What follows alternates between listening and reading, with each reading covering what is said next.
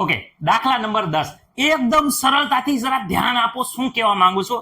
અહીંયા વિદ્યાર્થી મિત્રો એ અને બી વચ્ચે પ્રક્રિયામાં પ્રારંભિક પ્રક્રિયાનો વેગ વિદ્યાર્થી મિત્રો અહીંયા પ્રક્રિયા વેગ આપી દીધેલો છે. ઓકે સર, તો ગોતવાનું શું છે? જો અહીંયા એ અને બી ની જુદી જુદી સાંદ્રતા માપવામાં આવ્યા હતા, એમાં ઉપરથી એ અને બી ના સંદર્ભમાં આપણે પ્રક્રિયા ક્રમ શું હશે એ જાણવાનું છે. શું છે?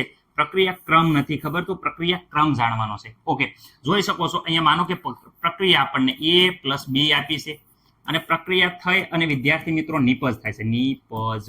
ઓકે, આના ઉપરથી વિકલન વેગ સમીકરણ આપણે લખી શકાય. વિકલન વેગ સમીકરણ લખવું હોય તો પ્રક્રિયા ક્રમ જોઈએ. માનો કે એ છે એ વિદ્યાર્થી મિત્રો એનો પ્રક્રિયા ક્રમ એક્સ છે અને બી છે એનો પ્રક્રિયા ક્રમ વાય છે. આપણે ધારી લઈએ, કારણ કે પ્રક્રિયા ક્રમ શું હશે એ આપણે ગોતવાનું છે, તો આપણે ધારી લીધું. તો અહીંયા વિકલન વેગ સમીકરણ કેવી રીતે લખી શકાય?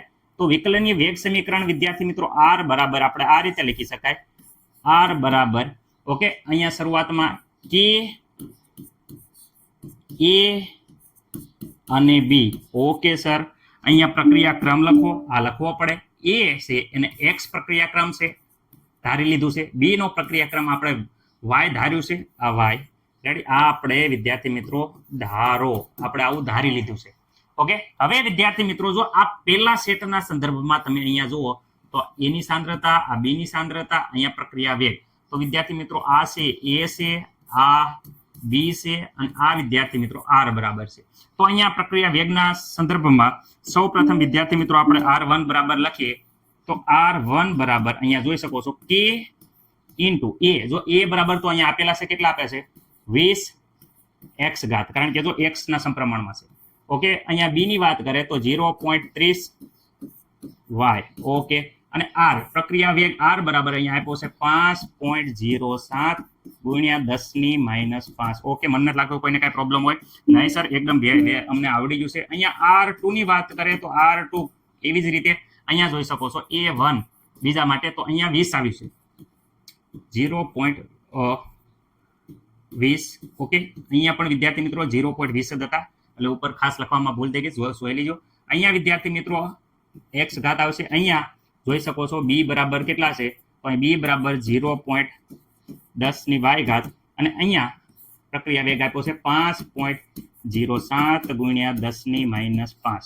ઓકે, મને નથી લાગતું કે કોઈને કાંઈ પ્રોબ્લેમ હોય. હવે વિદ્યાર્થી મિત્રો આ જે સમીકરણ 1 છે અને સમીકરણ 2 છે એનો ગુણોત્તર લઈ લો. રેડી? એટલે કે ભાઈ R1 ના છેદમાં R2 કરી નાખો. તો વિદ્યાર્થી મિત્રો અહીંયા ધ્યાનથી જોશો તો અહીંયા શું થાય છે? તો વિદ્યાર્થી મિત્રો કે ઉડી જાય છે. અહીંયા 0.20 x ઘાત ઉડી જાય છે. ઓકે, અહીંયા બે સમાન સમાન છે તો આ પણ ઉડી જશે. તો વિદ્યાર્થી મિત્રો માત્ર વેલ્યુ અહીંયા વધે છે 0.30 ના છેદમાં 0.10. બંનેની y ઘાત છે તો હું y ઘાત અહીંયા તો કોમન કાઢ લઉં છું y ઘાત.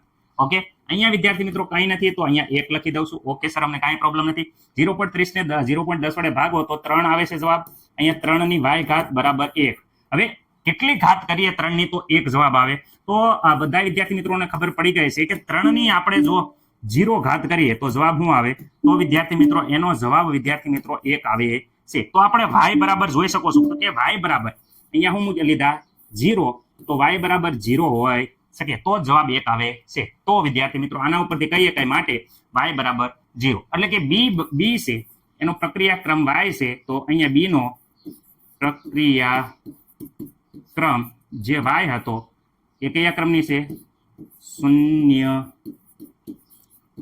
ક્રમની છે. ઓકે, બી છે એ શૂન્ય ક્રમની છે, આમાં હવે કાંઈ પ્રોબ્લેમ નથી. ઓકે, તો શૂન્ય ક્રમની આવી. તો હવે વિદ્યાર્થી મિત્રો જ્યાં y હોય આપણે સમીકરણ નંબર 3 હવે હું પહેલા લખું છું, ધ્યાન રાખજો. 3 બરાબર અહીંયા જો આ ત્રીજી વેલ્યુ છે, જરાક ધ્યાન રાખો. આ a બરાબર, આ b બરાબર. ઓકે, તો અહીંયા જો આ કિંમતમાં મૂકી દઈએ તો અહીંયા ખબર હશે બધાને કે r વિદ્યાર્થી મિત્રો R3 બરાબર શું છે? તો અહીંયા જોઈ શકો છો કે ઇન્ટુ 0.40 ની x ઘાત, અહીંયા 0.05 ની y ઘાત, જો બી બરાબર અને આના બરાબર છે 1.43 ગુણ્યા 10 ની વિદ્યાર્થી મિત્રો -4. ઓકે, હવે પણ આ y બરાબર તો વિદ્યાર્થી મિત્રો અહીંયા y બરાબર તો 0 છે, એનો મતલબ કે આખી ઘાત 0 થઈ જશે. 0 થઈ જાય તો બધાને ખબર છે કે R3 બરાબર k 0.40 x. ઓકે, આ આખું પદ છે એ 1 થઈ જાય છે. કોઈ પણની 0 ઘાત એટલે 1 જવાબ આવે, 0 નો આવે, 1 આવે. એટલે આ લખો કે ના લખો કાંઈ ફરક પડશે નહીં. હું કામ ના લખીએ? કારણ કે y બરાબર વિદ્યાર્થી મિત્રો આપણે અહીંયા 0 લઈ લીધા છે. Okay sir. એવી જ રીતે આના છેદમાં પણ સર અમે અહીંયા R1 લખીને કીધું, R1 લખો.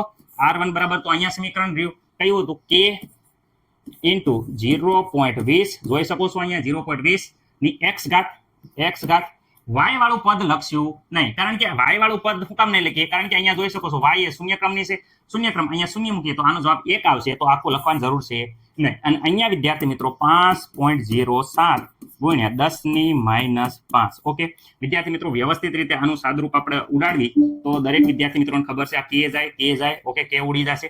બાકી અહીંયા વ્યવસ્થિત રીતે ઉપર 0.4 છેદમાં વિદ્યાર્થી મિત્રો 0.20 આ x ઘાત તો આખી સંયુક્ત આપણે x ઘાત લખી શકાય. ઓકે સર, રેડી, અમને કાંઈ પ્રોબ્લેમ નથી. અહીંયા વિદ્યાર્થી મિત્રો આના જ્યારે તમે કેલ્ક્યુલેટરમાં વ્યવસ્થિત રીતે ભાગાકાર કરશો તો વિદ્યાર્થી મિત્રો આનો જવાબ આવે છે 2.8205. જરા જોઈ લેજો, તમારા કાંઈ ભૂલ હોય તો વિદ્યાર્થી મિત્રો કહેતા રહેજો.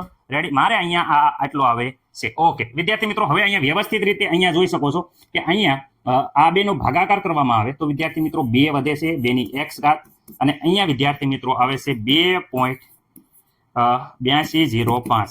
હવે લોગ બંને બાજુ લોગ લેતા વિદ્યાર્થી મિત્રો આ 2 છે, બંને બાજુ લોગ લ્યો તો વિદ્યાર્થી મિત્રો અહીંયા x ઘાત આગળ વધી જાય છે, અહીંયા log 2 અને અહીંયા વિદ્યાર્થી મિત્રો log 2.8205. ઓકે વિદ્યાર્થી મિત્રો, અહીંયા x ઇન્ટુ અહીંયા વિદ્યાર્થી મિત્રો આવશે 0.3010. બેનો લોગ કેટલો થાય વિદ્યાર્થી મિત્રો? આ 2 છે એનો લોગ થાય 0.3010. હવે વિદ્યાર્થી મિત્રો અહીંયા હું કહું છું કે આનો લોગ કેટલો થાય. આનો લોગ ગોતવા હાટુ કેલ્ક્યુલેટરમાં તમને ખબર જ છે, પહેલા તો અહીંયા લખવું પડશે આપણે કેલ્ક્યુલેટરમાં, જો નથી આવડતું એ ખબર જો 2.8205. ઓકે અહીંયા જોઈ શકો છો, અહીંયા વર્ગમૂળમાં 13 વાર દબાવવાના રહેશે. 1 2 3 4 5 6 7 8 9 10 11 12 ને 13 માઇનસ વિદ્યાર્થી મિત્રો 1 ગુણ્યા 3558 બરાબર કરશો એટલે આપણો જવાબ અહીંયા આવી ગયો છે. આનો જવાબ છે 0.4503. રેડી વિદ્યાર્થી મિત્રો, આ પ્રમાણે જવાબ આવ્યો છે. હવે અહીંયા આપણે x ના આ જે અહીંયા ગુણાકારમાં હતું એને સામે જાય તો ભાગાકારમાં 4503 ભાગ્યા 0.3010. ઓકે, આનો વ્યવસ્થિત રીતે તમે ભાગાકાર કરશો તો તમારો ભાગાકાર કંઈક આ પ્રમાણે આવે છે 1.49 એટલે એપ્રોક્સિમેટલી આ x બરાબર કહી શકાય 1.5.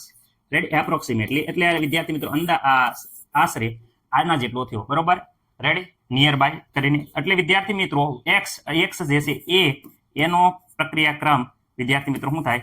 પ્રક્રિયાક્રમ કેટલો છે? 1.5. ઓકે, અહીંયા વિદ્યાર્થી મિત્રો આપણે આ દાખલાનો જવાબ પૂરો થાય છે. આશા છે કે બધાને ખબર પડી હશે. ઓકે રેડી, બી નો પ્રક્રિયાક્રમ 0 થાય અને એનો પ્રક્રિયાક્રમ 1.5 થાય છે.